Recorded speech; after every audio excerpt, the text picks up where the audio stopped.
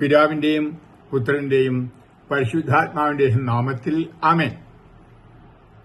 ഈ ക്രിസ്മസ് വേളയിൽ നാം പ്രത്യേകമായി കർത്താവിനോട് എന്താണ് ചോദിക്കേണ്ടത്? എന്റെ മനസ്സിൽ വരുന്നത് 2005 ഉഷായിഗർ എന്ന് പറയുന്ന സൗദി അറേബ്യയിലെ ഒരു ചെറിയ ഗ്രാമത്തിൽ ഞാൻ സുവിശേഷം നൽകുവാൻ പോയി. നിങ്ങൾക്കറിയാം, 2008 മുതൽ ഞാൻ വീൽചെയറിലാകുന്നവരെ 14 വർഷം മുമ്പ് വീൽചെയറിലാകുന്നതിന് മുമ്പ് ഞാൻ എല്ലാ വർഷവും ഇസ്ലാമിക് രാജ്യങ്ങളിൽ കർത്താവിന്റെ സുവിശേഷം കൊടുക്കുവാൻ പോകുമായിരുന്നു.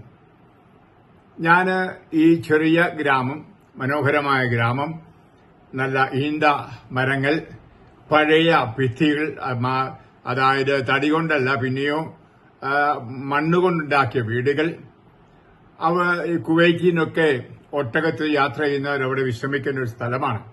അവിടുത്തെ ആളുകളുമായിട്ട് ഞാൻ സുവിശേഷം പ്രസംഗിക്കുകയും സംസാരിക്കുകയും ചെയ്തപ്പോൾ ഒരാൾ പറയുകയുണ്ടായത് എന്റെ ശ്രദ്ധയിൽ വന്നു. കാരണം അന്ന് ക്രിസ്മസ് ദിവസമായിരുന്നു, ഡിസംബർ 25 ആയിരുന്നു. പറയാണ്, ഈശാ നബി ജനിച്ചത് മുഹറം 10-നാണ്. ഞങ്ങൾ സന്തോഷിക്കുന്നു, ഞങ്ങളത് സെലിബ്രേറ്റ് ചെയ്യാറുണ്ട്, ആഘോഷിക്കാറുണ്ട്. എന്നാൽ ക്രിസ്ത്യാനികൾ ഡിസംബർ 25-ാം തീയതി ആഘോഷിക്കുന്നു. അവിടെ ആഘോഷത്തിൽ ഞങ്ങൾ പങ്കെടുക്കില്ല, അത് ഹറാമാണ്, അത് അനുവദിച്ചിട്ടില്ല. എന്നിട്ട് ഞാൻ ചോദിച്ചു, നിങ്ങൾ ആ ഈശായോട് എന്താ പ്രാർത്ഥിക്കുന്നത്? മക്കളെ കിട്ടാൻ. ഹല്ലേലൂയ. അതായിരുന്നു അവർ പറഞ്ഞത്. അവർ പറഞ്ഞു, കർത്താവിന് ദാനമാണ് മക്കൾ, അത് ഉദരഫലം, ഒരു സമ്മാനവും. അത് നമ്മൾ സങ്കീർത്തനത്തിൽ 127 വചനം 3 വായിക്കുന്നു. ഞാനപ്പോൾ അവരോട് ചോദിച്ചു, എന്താണ് ഈ ക്രിസ്മസിന്റെ ദിവസം, അഥവാ ഈ യേശു പിറന്ന, ഈശ പിറന്ന ദിവസം അങ്ങനെ പ്രാർത്ഥിക്കുന്നത്? അപ്പോൾ പറഞ്ഞത് എന്താണെന്നറിയാമോ? ഒരു കുട്ടിയെ പ്രസവിക്കുവാൻ ഇഷ്ടപ്പെടാത്ത അവൾക്ക് ഒരു മലക്ക് ദൈവ ഇഷ്ടം വെളിപ്പെടുത്തിയപ്പോൾ കുട്ടികളുണ്ടാകാൻ അവൾ സമ്മതിച്ചു. മറിയത്തെപ്പറ്റി പറഞ്ഞതാണ്. നമ്മൾക്ക് ആ മാലഹ കന്യകയുടെ അടുക്കലേക്ക് വന്നു. കന്യക ഒരിക്കലും ഒരു കുട്ടി ഉണ്ടാകാൻ ആഗ്രഹിച്ചില്ല. എന്നിട്ട് പറയാണ്, ദൈവത്തിന്റെ ഇഷ്ടത്തിന് കീഴ്വഴങ്ങി ഇന്നും മക്കളില്ലാത്തവരും മക്കളെ വേണ്ടാന്ന് വെക്കുന്നവരും പ്രാർത്ഥിച്ചാൽ ആ ഈശ എന്ന് പറഞ്ഞാൽ യേശു, ഈശോ, മലാക്ക് വഴി, മലക്കിന്റെ പ്രാർത്ഥനയിലൂടെ മക്കളെ നൽകുമെന്ന്. ഞാൻ അതേപ്പറ്റി ചിന്തിക്കുകയായിരുന്നു. എത്രയോ പേരാണ് നമ്മുടെ സമൂഹത്തിൽ ഇന്ന് വിവാഹം കഴിച്ചിട്ട് മക്കളില്ലാതിരിക്കുന്നത്. ഒരുപക്ഷെ ക്രിസ്മസിന് ഈ പ്രത്യേക നിയോഗം വെച്ച് പ്രാർത്ഥിക്കാം, ഒരുപക്ഷെ അത്ഭുതങ്ങൾ നടക്കും. എന്നിട്ട് എന്നോട് സംസാരിച്ച ആ മുസ്ലിം, മുസ്തഫ എന്നാണ് പേര്, അയാൾ പറയുകയായിരുന്നു, ഞങ്ങളുടെ ഗ്രാമത്തിൽ എല്ലാ വീട്ടിലും 10ഉം 15ഉം മക്കളുണ്ട്. അതിന് കാരണം ഈശാ നബിയാണ്, യേശുനാഥനാണ് എന്ന്. അല്ലാണെന്ന് പറഞ്ഞില്ല, മുഹമ്മദാണെന്ന് പറഞ്ഞില്ല. പ്രിയപ്പെട്ട, നമുക്കറിയാം, പഴയ നിയമത്തിൽ പ്രാർത്ഥിച്ചപ്പോൾ എങ്ങനെ വന്ധ്യകൾക്ക് മക്കളുണ്ടായി. സാറായിക്ക് ഇസഹാക്ക് ജനിച്ചു, നമുക്ക് അറിയാം. അത് റെബാക്ക മക്കളില്ലായിരുന്നു, വന്ധ്യയായിരുന്നു, ഭർത്താവ് പ്രാർത്ഥിച്ചു, നമുക്കറിയാം. ജാക്കോബ് അത് ജനിച്ചു. അതുപോലെ റാഹേലിന് മക്കളില്ലായിരുന്നു, റൂബൻ ജനിച്ചു. ഹന്നായ്ക്ക് മക്കളില്ലായിരുന്നു, സാമുവൽ എന്ന വലിയ പ്രവാചകൻ ജനിച്ചു. അതുപോലെ മനോവായുടെ ഭാര്യയ്ക്ക് മക്കളില്ലായിരുന്നു, സാംസൺ, ശക്തനായ പരിശുദ്ധാത്മാവൻ നിറഞ്ഞ അത് സാംസൺ ജനിച്ചു. ഇനിയും റൂത്ത് മക്കളില്ലായിരുന്നു. ഒബദ്, അതായത് ദാവീദിന്റെ വല്യപ്പന് ജന്മം നൽകി. പ്രിയമുള്ള, ഇതൊക്കെ നമ്മൾ ബൈബിൾ കാണുന്നതാണ്. പലപ്പോഴും അത് എന്തുകൊണ്ട് ഈ ക്രിസ്മസ് വേളയിൽ പ്രാർത്ഥിക്കണം? യേശുക്രിസ്തു വന്നത് പാർശ്വവൽക്കരിക്കപ്പെട്ടവരും സമൂഹത്തിൽ മാറ്റി നിർത്തപ്പെട്ടവർക്കും വേണ്ടി കൂടിയാണ്. നമുക്കറിയാം, ഇന്ന സമൂഹത്തിൽ മക്കളില്ലാ വരുമ്പോൾ ഒരാൾ മച്ചിയായിരിക്കുക, മച്ചനായിരിക്കുക എന്ന് പറഞ്ഞാൽ ഒരു അപമാനമാണ്. സമൂഹത്തിൽ ഒരു അപമാനം പോലെ ആളുകൾ ചോദിക്കും, എന്നാ മക്കളില്ലേ. നമ്മുടെ കേരളത്തിലാണെങ്കിൽ പ്രത്യേകിച്ച് എടുത്ത് ചോദിക്കും. കല്യാണം കഴിയുമ്പോൾ ഒരു ചെറിയ അപമാനം സമൂഹത്തിൽ ഉണ്ട്. ചിലയിടങ്ങളിൽ അത് ശാപമായിട്ട് കരുതാറുണ്ട്, കുടുംബശാപമായിട്ട്. അപ്പോൾ ഇതെല്ലാം മാറ്റാൻ, ആ ശാപങ്ങൾ ഏറ്റെടുക്കുവാൻ, അപമാനങ്ങളും അവഗണനകളും ഏറ്റെടുക്കാൻ വന്നവനാണ് യേശുക്രിസ്തു. അതുകൊണ്ടാണ് നമുക്കറിയാം മനുഷ്യന്റെ ജീവിതത്തിന്റെ എല്ലാ മേഖലകളിലും കടന്നു വന്ന് അനുഗ്രഹങ്ങൾ തൂകുന്ന ഒരവസരമാണ് ക്രിസ്മസ് വേള. ഇവിടെ മക്കളെ കൂടുതൽ വേണമെന്ന് ആഗ്രഹിക്കുന്നവർ, മക്കൾ സന്താനലബ്ധി ഇല്ലാത്തവർ, മക്കളില്ലാത്തവർ, ഒരുപക്ഷെ മക്കളുണ്ടാകാൻ ആഗ്രഹിക്കാത്തവർ പ്രാർത്ഥിക്കൂ, മക്കളുണ്ടാകും. മക്കളുണ്ടാകാൻ കണിശമായിട്ടും ആഗ്രഹിക്കണം. കർത്താവിന്റെ അത് ദാനമാണ് എന്ന് നമ്മൾ വായിക്കുന്നുണ്ട്.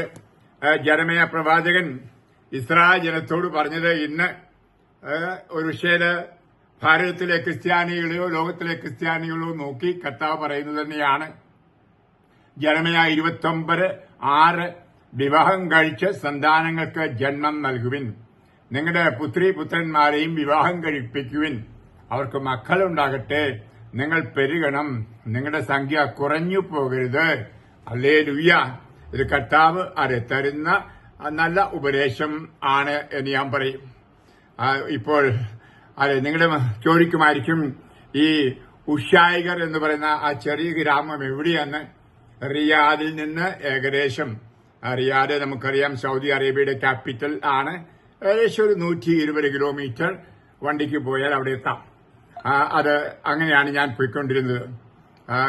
പ്രിയപ്പെട്ടവരെ, നമുക്ക് അങ്ങനെ ചില വില്ലേജുകളിൽ കൂടി പോന്നപ്പോൾ ഇങ്ങനത്തുള്ള നല്ല കാര്യങ്ങൾ എനിക്ക് മനസ്സിലാക്കാൻ കഴിഞ്ഞു.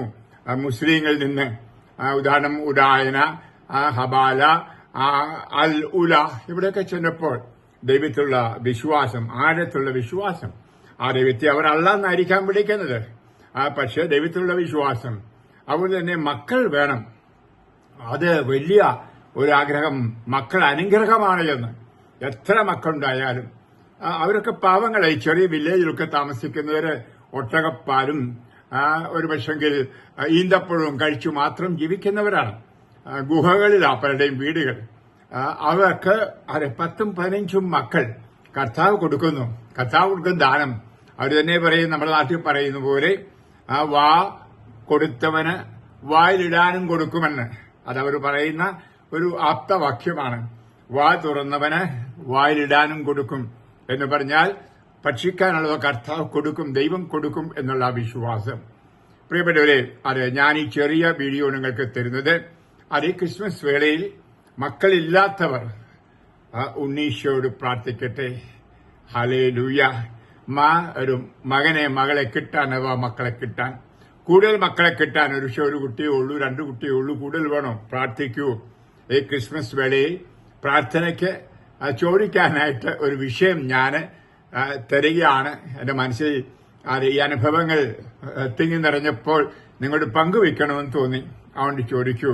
അവരെ മക്കളില്ലാത്ത ഒത്തിരി പേർ നമ്മുടെ സമൂഹത്തിൽ, അവർക്ക് വേണ്ടി പ്രാർത്ഥിക്കുക, മക്കൾ ഉണ്ടാകുവാൻ. പ്രവാചകൻ പറയുന്ന പോലെ നമുക്ക് വർദ്ധിച്ച് പെരുകണം.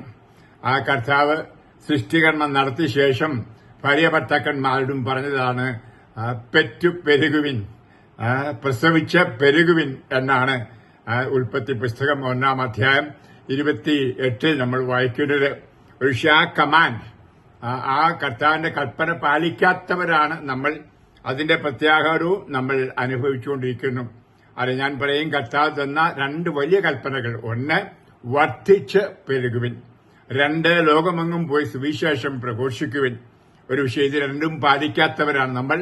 അതിന്റെ പ്രത്യാഘാതങ്ങൾ നമ്മളിപ്പോൾ സഹിക്കുന്നു. പ്രിയപ്പെട്ടവരെ, ക്രിസ്മസിന്റെ മംഗളങ്ങൾ ആശംസിക്കുമ്പോൾ ഞാൻ മക്കളില്ലാത്തവർക്ക് മക്കളെ ആശംസിക്കുന്നു, അവർക്ക് വേണ്ടി പ്രാർത്ഥിക്കുന്നു. കൂടുതൽ മക്കള് വേണമെന്ന് ആഗ്രഹിക്കുന്നവർക്ക് കൂടി ഞാൻ പ്രാർത്ഥിക്കുന്നു. 1 മിനിറ്റ് കണ്ണടയ്ക്കുക.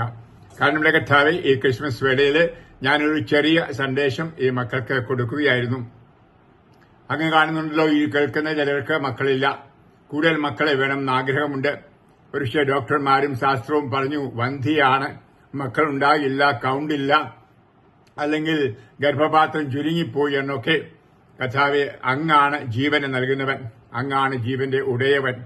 അവർക്ക് ഈ സുവർണാവസരത്തിൽ മക്കളെ നൽകണമെന്ന് ദാസൻ പ്രാർത്ഥിക്കുന്നു. ഒരു വിഷയയുടെ മാതാപിതാക്കൾ, ബന്ധുമിത്രാദികൾ മക്കളെ കിട്ടുവാൻ പ്രാർത്ഥിക്കുന്നു. അവരുടെ പ്രാർത്ഥനയോട് ഞാനും ചേർന്ന് പ്രാർത്ഥിക്കുന്നു. അപ്രകാരമുള്ളവരുടെ ശിരസിൽ ഞാനിപ്പോൾ ആത്മന കരങ്ങൾ വെച്ച് പ്രാർത്ഥിക്കുന്നു. കർത്താവേ, അത്ഭുതം നടത്തണമേ. അത്ഭുതകരമായ ശിശുവിനെ കൊടുക്കണമേ. ആ പ്രായം ഒരു പക്ഷേ കഴിഞ്ഞു എന്ന് ഡോക്ടർ പറഞ്ഞു കാണും. എങ്കിൽ സാറായ്ക്ക് ഇസഹാക്കിനെ കൊടുത്ത പോലെ, റെബേക്കായ്ക്ക് ഇരട്ടക്കുട്ടികളെ കൊടുത്തതുപോലെ, അതുപോലെ റേച്ചലിനും ഹന്നായ്ക്കും എലിസബത്തിനും റൂത്തിനും ഒക്കെ കർത്താവ് മക്കളെ കൊടുത്തപോലെ, ആ എലിസബത്തിൽ ജനിച്ചവനാണല്ലോ കർത്താവിന്റെ മുന്നോടിയായി വന്ന യോഹന്നാൻ മാപ്നാന.